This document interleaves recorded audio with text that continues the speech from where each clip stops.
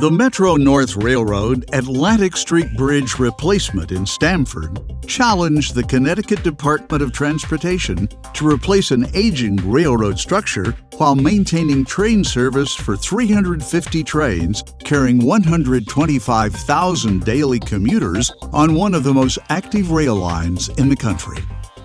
How to maintain uninterrupted service while replacing the 5-track structure made Atlantic Street a perfect candidate for accelerated bridge construction. The superstructure was constructed in adjacent off-road areas and transported to the site, while the substructure was constructed beneath live rail traffic using temporary jump spans. By combining multiple accelerated bridge construction techniques, the bridge was demolished and replaced over a 9-day span without disruption to train service.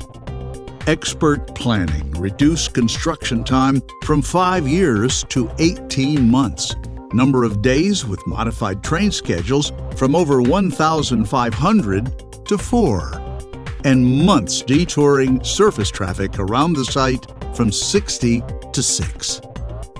The American Society of Civil Engineers is proud to recognize Metro-North Railroad Bridge over Atlantic Street as a 2021 OCEA Honor Award.